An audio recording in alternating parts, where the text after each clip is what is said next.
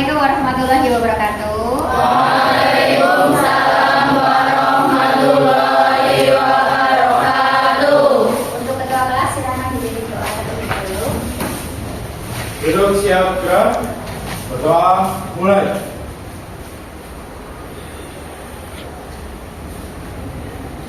Selesai. Ya, baik, untuk keadaan kelas hari ini alhamdulillah bersih. Tandanya kalian sudah siap untuk mengikuti pembelajaran ya.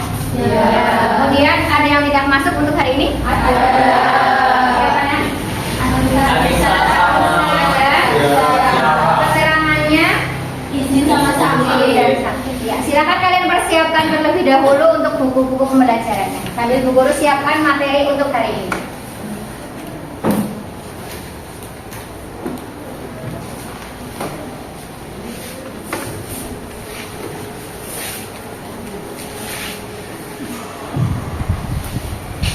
Ya, baik. Untuk pembelajaran hari ini, kita akan mempelajari tentang ukuran letak data. Setelah pada pertemuan berikutnya, sebelumnya ya Mas Bu Guru ya, kalian sudah mempelajari materi tentang apa? Masih ada yang ingat? Rata-rata, median, modus, data kelompok. Rataan hitung, median, dan modus pada data kelompok. Rata hitung berarti kalian mencari rata-rata dari suatu data, gitu kan ya? Iya. Median berarti kalian mencari nilai tengahnya. Kemudian untuk modus adalah Data yang paling betul. Ya, ini kemarin sudah kita pelajari. Nah, untuk hari ini yang akan kita pelajari adalah ukuran letak data. Kemudian tujuan pembelajaran yang diharapkan dicapai pada pembelajaran hari ini adalah harapannya kalian dengan metode diskusi kalian dapat menentukan ukuran letak data kumpulan atau data kelompok ya dengan benar. Jadi nanti tujuan pembelajarannya diharapkan dapat dicapai pada pembelajaran hari ini. Nah, manfaat apa sih yang kalian dapatkan ketika kalian mempelajari tentang statistik? Maka dapat kalian simak video berikut untuk mengetahui manfaat yang diperoleh ketika mempelajari statistik. Saat pandemi COVID-19, kamu dapat melihat data berapa banyak orang yang terinfeksi virus COVID-19. Dari data tersebut, kamu bisa melakukan analisis data seperti ada penyebaran kasus baru, apakah menurun atau bertambah. Bahkan data tersebut dapat dijadikan dasar oleh pemerintah untuk pengambilan kebijakan.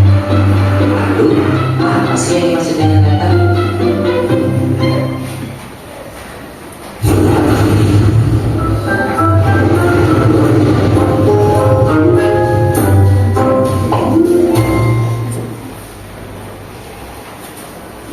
Data adalah fakta atau angka-angka yang dikumpulkan, dianalisis dan diringkas untuk disajikan.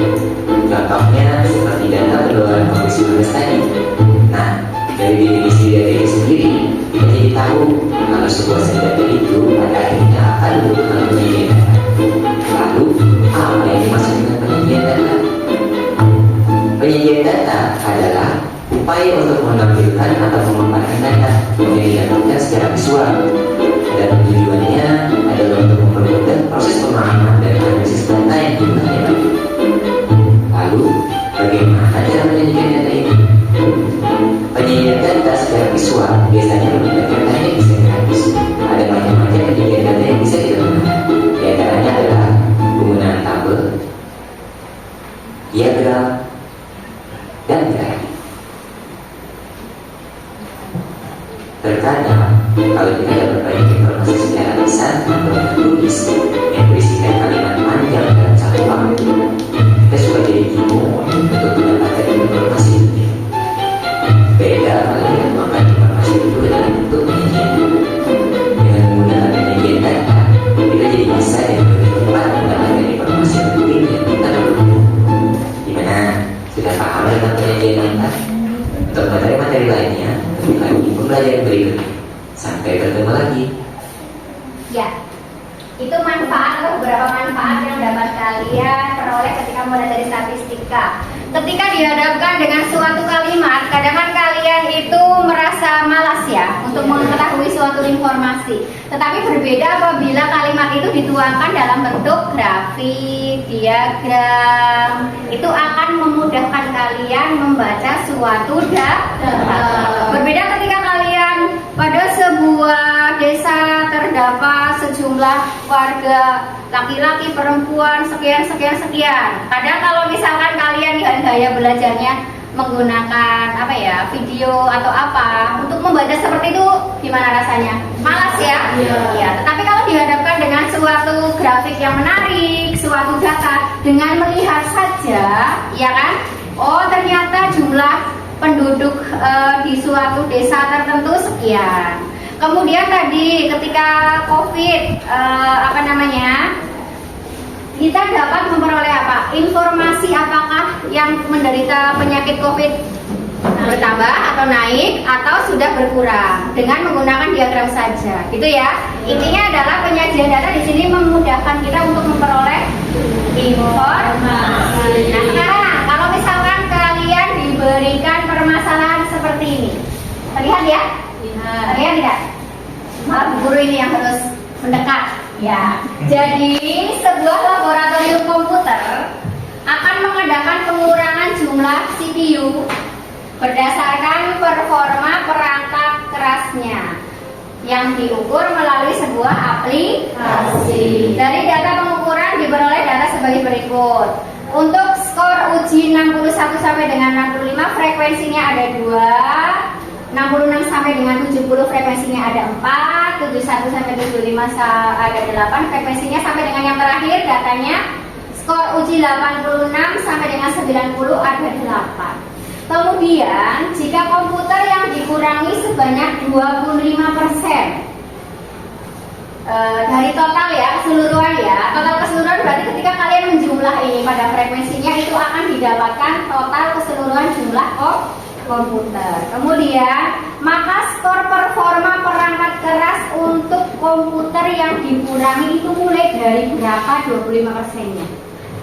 Nah, soal yang seperti ini dapat kalian pecahkan dengan menggunakan ukuran letak suatu data. Gitu ya. Ya, ukuran yang termasuk dalam ukuran letak adalah apa nak?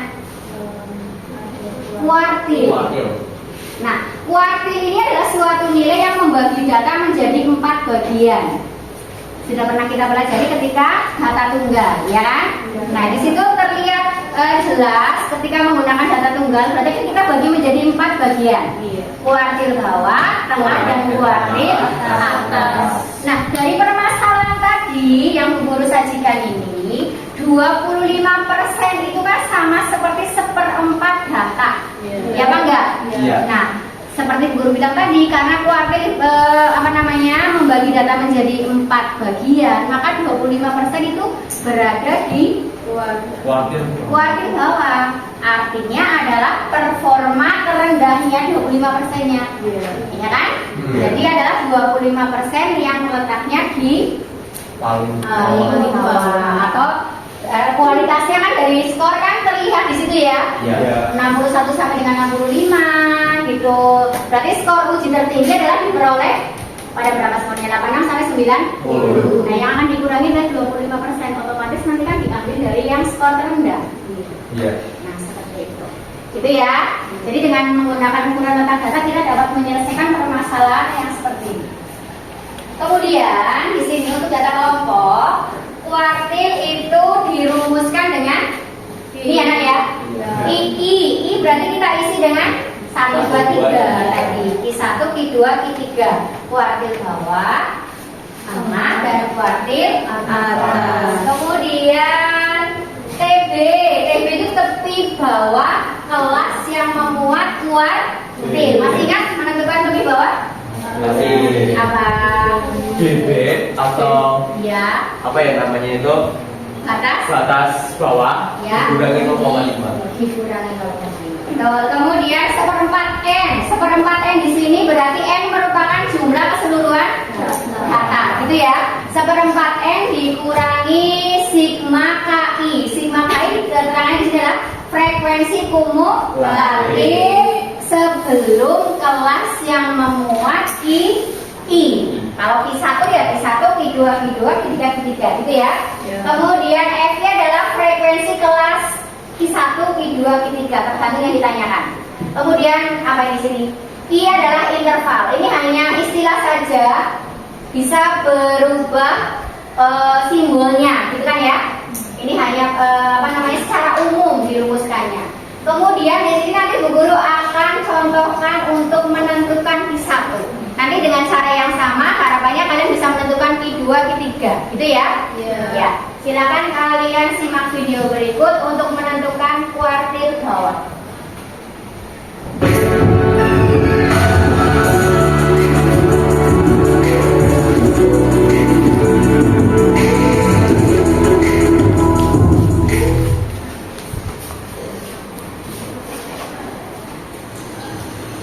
Oke, kali ini kita akan coba untuk menghitung nilai dari kuartil bawah dari data berkelompok yang disediakan dalam soal. Kuartil bawah itu sama dengan Q1. Jadi sebelumnya kita akan mencari dulu letak dari interval Q1 sendiri di mana posisinya. Ya. Frekuensinya kita jumlahkan dulu dari data ini. Kita jumlahkan dulu frekuensinya. 2 tambah 3, 5 ya. 5, 8, 14, 14 tambah 6, 20. Jadi jumlah frekuensinya 20. Nah, sekarang kita akan mencari letak dari Q1. Ya, tadi kalian sudah menyimak video tentang menentukan nilai Q1. Sudah cukup jelas ya? Ya. Nah, untuk lebih melatih pemahaman kalian tentang ukuran letak data atau kuartil, silahkan nanti kalian bergabung dengan kelompok yang sudah Ibu bentuk pada pertemuan sebelumnya ya. Ya, silahkan kalian bergabung dengan tenang. Nanti Bu Guru akan bagikan LKPD untuk kalian kerjakan. Ya, silahkan bergabung dengan kelompok masing-masing.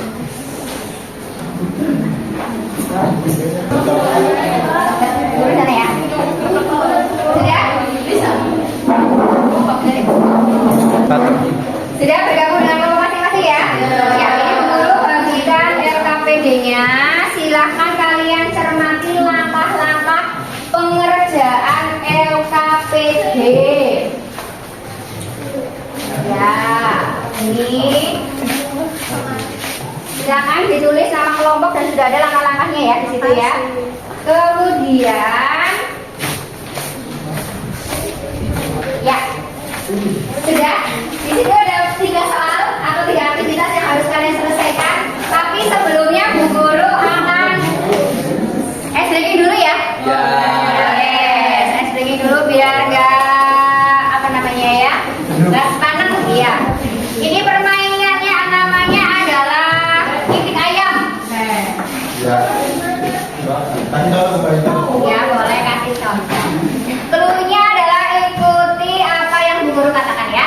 Ya. Sudah siap? Itik-itik ayam-ayam, itik-itik. Sebutkan jumlah ayam. 2. Ayam-ayam itik-itik. Itik ayam-ayam. 2. Salah. 3. 3 salah. 1. Salah.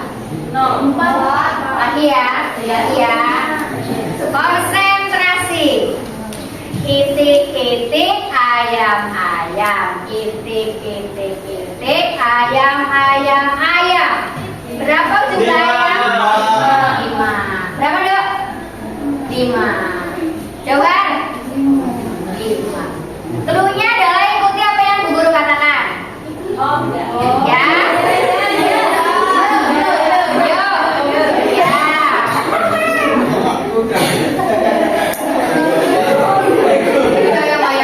Ayam-ayam. Ya, gitu ya. Ulangi ya sama guru ya. Ayam-ayam, itik-itik, ayam-ayam,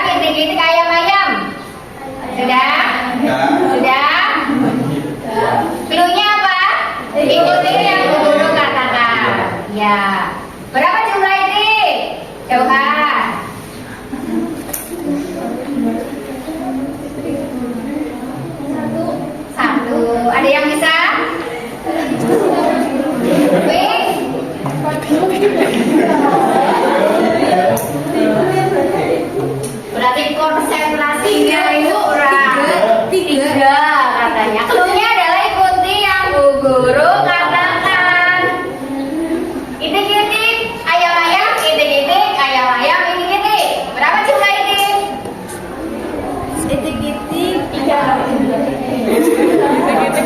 Oh, dua. Dua. Benar apa salah? Salah. Salah. Ada yang tahu? Tiga. Salah. Satu. Tiga. Ulangi. Ulangi. Dulunya adalah ikuti yang Bu Guru ucapkan. Katakan. Ulangi ya. Bolak-balik coba sama Bu Guru. Ayam-ayam. Itik-itik. Ayam-ayam. Itik-itik. Ayam-ayam. Kebanyakan ya? Kebanyakan enggak? Enggak. Ulangi lagi enggak? Ulangi. Cluenya adalah ikuti yang Bu Guru ucapkan gitu ya. Itik-itik ayam-ayam. Itik-itik ayam-ayam. Itik-itik. Itik-itik. Berapa jumlah itik? 6. 5. Salah enggak? Salah. Nah, cluenya adalah ikuti yang Bu Guru katakan.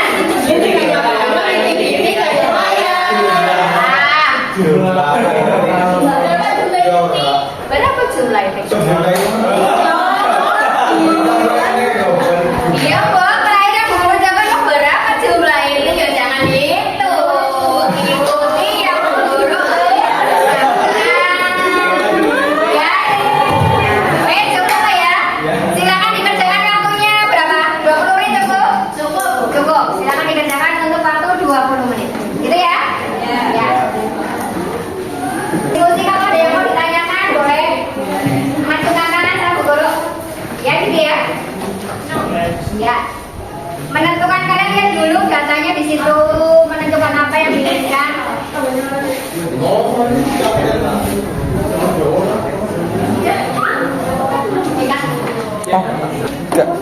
Sudah selesai kan? Sudah. Baik, untuk berikutnya adalah perhatikan jangan ngobrol sendiri. Nah, sudah selesai kelompok 4? Sudah. Ya, semangat ya. Wis, tadi kan udah dapat ayam sama itik. Berikutnya adalah presentasi kelompok. Kelompok berapa yang mau presentasi terlebih dahulu? Kelompok berapa nak? Kelompok 6. Silakan ke depan untuk mempresentasikan hasil diskusi kelompok. Nanti untuk kelompok yang lain apabila hasilnya sudah sama, berarti ya apa ya namanya ya? Nanti Bu Guru penguatan lah ya, yang betul yang mana ya? Karena nanti ada kelompok yang berbeda, kalian boleh tanyakan. Aduh, apa namanya? Pembedanya itu kenapa hasilnya bisa tidak sama itu kenapa? Nanti akan kita bahas. Gitu ya? Silakan. Perkenalan diri dulu. Terima kasih atas waktu yang diberikan oleh Bu Wahyu. Ya. Sebelumnya perkenalkan kami dari kelompok 6 akan mempresentasikan hasil diskusi yang telah dibagikan oleh Bu Wahyu kepada kelompok kami. Dan sebelum itu perkenalkan nama saya Edgar Samuel Zidan. Di sebelah saya Saya Aprianti Utami Sana. Saya Nagara Rosa. Nah, ya cukup perkenalan dari kelompok kami dan sekarang kami akan membahas hasil diskusi yang telah kami kerjakan. Pertama saya akan bacakan dulu tentang pertanyaan yang telah diberikan. Yang pertama diketahui data sebagai berikut. Terus pertanyaannya tentukan kuartil bawah Q1 dari data tersebut. Baik, sebelumnya saya mau menulis dulu di papan tulis. Silakan.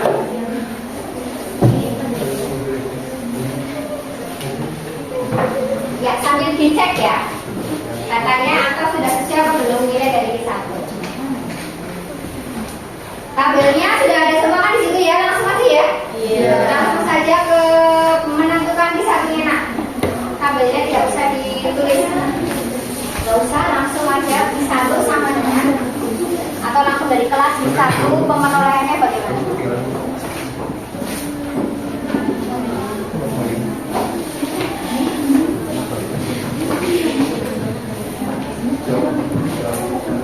Kayaknya bertulis juga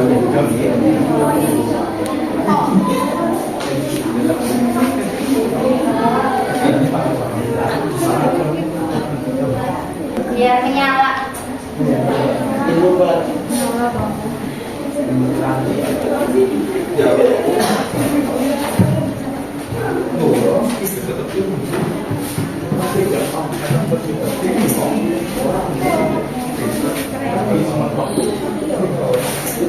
Ya, sambil di apa namanya? Nanti dikomentari ya apa yang belum sama dari hasil kelompok 6 tadi. Nanti mau ada yang keliru atau apa, silahkan kalian boleh mengajukan pendapatnya, gitu ya? Ya. Ya.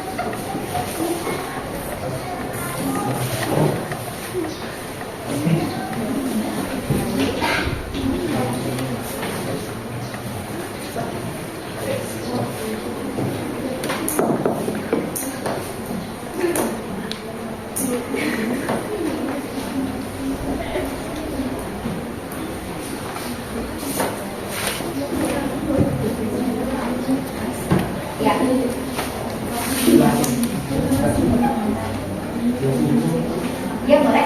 Silakan. Ya, baik.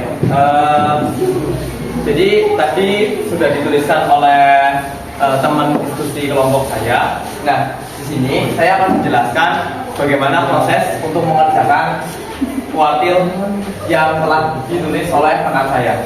Yang pertama, kita itu harus menentukan N-nya dulu atau jumlah dari keseluruhan data. Ya, seperti yang diketahui, kita menentukan bahwasanya N-nya itu sama dengan 80. Nah, selanjutnya untuk mencari kelas Q1 itu dirumuskan dengan ini. Dirumuskannya itu Q1 sama dengan 1/4 dikali dengan M. Jadi nanti 1/4-nya itu dikali dengan 80. Nah, jadi ketemunya sama dengan 20. Nah, ini jadi kelasnya itu di kelas rentan 76 sampai rentan 80. Ya, jadi ini adalah kelasnya itu dari rentan 76 sampai 80. Dikarenakan FK-nya itu atau frekuensi kumulatifnya itu jatuh ke 20. Nah, 20 itu urutannya di rentan 76 sampai rentan 80. Nah, selanjutnya cara yang kedua itu kita mencari tepi bawah kelas. Tepi bawah kelas atau L1 ini mencarinya dengan mengurangkan, yaitu adalah 76 dikurangi 0,5, yaitu bawah kelas atau bawah rentan kelas ini BB dikurangi 0,5. Kenapa dikurangi 0,5? Karena ini adalah pemutlakan dari untuk mencari statistik. Nah, jadi hasilnya adalah 75,5. Nah, selanjutnya kita mencari sigma F1. Nah, teman-teman kan udah ada data nih ya di LKPD-nya masing-masing. Ya, sudah dicek. Nah, teman-teman udah membuat F kumulatifnya belum? Frekuensi kumulatifnya? Belum. Ada yang belum. Nah, ya, jadi frekuensi kumulatif itu nanti penjumlahan seluruhnya. Saya mau mengajukan data FK-nya saja ya. FK-nya itu di sini tuh untuk rentan 66 sampai 70 itu FK-nya itu 8. Nah, terus 71 sampai 75 itu FK-nya 18. 76 sampai 80 itu FK-nya 30. Nah, ini seterusnya ya teman-teman, karena poinnya kita tuh ada di sini. Nah, ini kan frekuensi kumulatif kita itu kan ada di 20. Nah, sedangkan 20 itu terletak di sini. Sini teman-teman. Ini FK-nya 20 itu terletak di sini. Ini urutan ke-19 sampai ke urutan ke-30. Nah, selanjutnya kita itu mencari sigma F1. Sigma F1 itu artinya jumlah keseluruhan sebelum kelas I1 ditemukan. Jadi ini itu adalah nilainya itu di atasnya. Untuk keseluruhan sigmanya itu di atasnya. Jadi sigma F1 nya itu sama dengan 18. Nah, selanjutnya kita mencari C. Tadi kan buah Q itu mencarinya dengan I ya, ini lambang I. Nah, karena di sini kita memakai lambang C, jadi itu artinya sama. C itu adalah pengurangan dari tepi atas, tepi atas dan tepi bawah. Jadi nanti hasilnya itu gini, 80 dikurangi 76 ditambah dengan 1, hasilnya adalah 5. Jadi panjang kelasnya itu 5. Nah, Terus ini adalah rumus untuk mencari I1. ya, benar sekali. Ini adalah rumus untuk mencari I1. Ya, itu adalah I1 sama dengan L1 ditambah seperempat kali N dikurangi sigma F1 per F1 dikali dengan C. Dan F1 nya ini adalah frekuensi yang ada di data. Frekuensinya itu kan 12 nih teman-teman, kalau bisa lihat ini frekuensinya 12 di sini. Terus selanjutnya ini tinggal 75,5 dimasukkan semua angka-angkanya. 75,5 ditambah seperempat dikali 80 dikurangi 18 dibagi 12 dikali 5. Terus 75,5 ditambah 20 dikurangi 18 dikali 5 per 12 sama dengan 75,5 ditambah 2 per 12 dikali 5. Nah, ini kan kita bisa sederhana ini 2 sama 12. Jadinya itu 1 sama 6. Nah, 1 sama 6 nya itu kita bisa sederhana itu 6 sama 5. Jadinya itu 0,83. Sebenarnya itu 0,83333, tetapi kita bulatkan jadi 0,83. Nah, selanjutnya kita tinggal tambahkan. Jadi hasilnya itu 76,33. Seperti itu. Ya. Mungkin ada teman-teman ada yang masih bingung atau ada yang ingin ditanyakan, silakan saya buka lembar diskusi pertanyaan. Silakan bagi teman-teman yang ingin bertanya. Izin bertanya. Ya, silakan. Tadi itu kan katanya frekuensi kumulatifnya 18 itu diperoleh dari mana ya? Oke. Ya, baik. Terima kasih atas pertanyaannya ya. Jadi FK-nya 18 itu diperoleh dari mana sih? Nah, pertanyaan yang bagus. Jadi saya akan menyajikan sebuah tabel dulu. Tabel dari ini. Ini kan frekuensi. Ini kan datanya, nilainya ya. Nilainya ini adalah frekuensi. Nah, dan ditanyakan tadi kan FK. Oke. Nah, terus ini kan nilainya 66 sampai 70. Ini 71 sampai 75, 76 sampai 80, 81 sampai 85, 86 sampai 90, 91 sampai 95, dan itu 96 sampai 100. Nah, di sini frekuensinya itu ada 8, 10, 12, 18, 15, 13 dan 4. Nah, tadi kan pertanyaannya 18 itu didapat dari mana? Nah, nih, frekuensi kumulatif adalah frekuensi penjumlahan dari frekuensi yang ada di data. Jadi kayak gini, cara menjelaskannya itu ini, frekuensi ini itu kan kita tambahkan karena data atasnya itu sama dengan 0. Jadi ini kita tambahkan dengan 0. Jadi itu sama dengan 8. Nah, kita lanjut seperti itu. Jadi data atas ditambah data bawah, dan ini berlaku sama sampai sini. Jadi ini 8 ya, setelah 8 ini ditambahkan dengan 10, jadinya 18. Terus tambahkan lagi dengan 12, jadinya itu ada 30. Terus tambahkan lagi dengan 18, jadinya 48. Tambahkan lagi dengan 15, jadinya itu 63, ditambahkan lagi dengan 13, hasilnya 76, dan ditambahkan terakhir itu 80. Cara mencari FH itu dengan menambahkan data awal dan data pertengahan yang akan ditambahkan. Jadi seperti itu untuk memperoleh nilai 18. Apakah cukup jelas? Cukup. Terima kasih.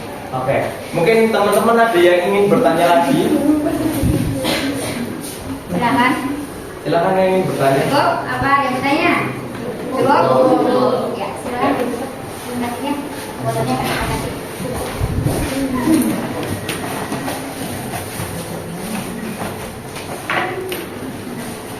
Mungkin itu saja yang kami presentasikan pada siang hari ini, dan kurang lebihnya kami mohon maaf. Sekian, wassalamualaikum warahmatullahi wabarakatuh. Waalaikumsalam warahmatullahi wabarakatuh.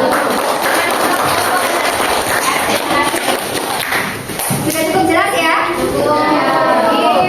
Sudah betul tadi jawaban dari kelompok 6. Tadi mungkin permasalahannya yang kalian temukan atau hadapi adalah ketika menentukan frekuensi kumulatif. Kumulatif, akumulasi itu kan dengan mentotal, menjumlahkan, kayak gitu ya. Sudah terjawab juga tadi.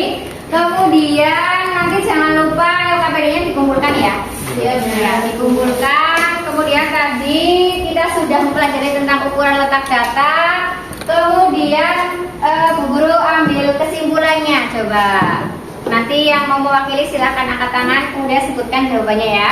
Jadi tentang kuartil, tadi adalah kuartil dibagi menjadi berapa ya nak ya? 3.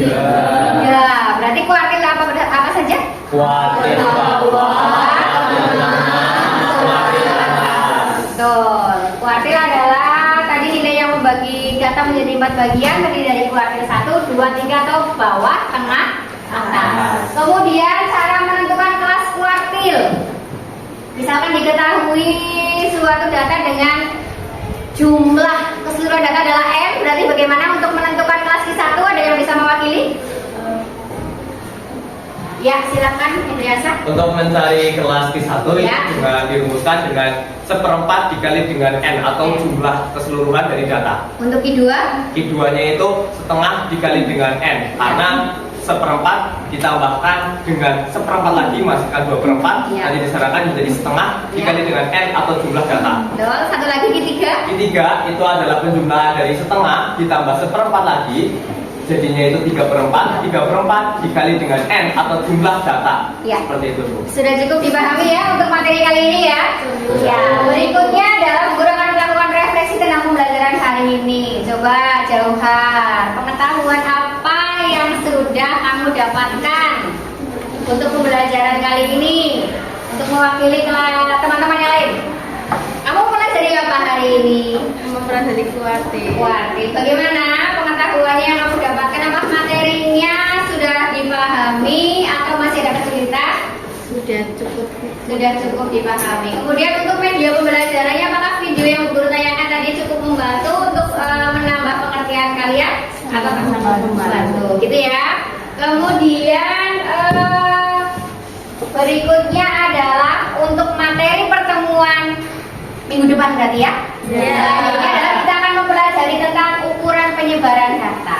Di antaranya adalah simpangan rata-rata, simpangan baku. Gitu ya, masih ada kaitannya dengan statistika. Berikutnya adalah kata-kata hari ini.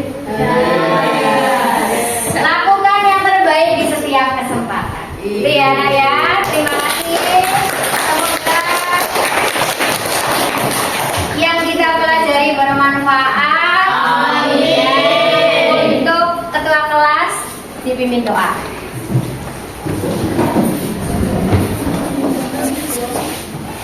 Duduk siap-siap. Doa mulai.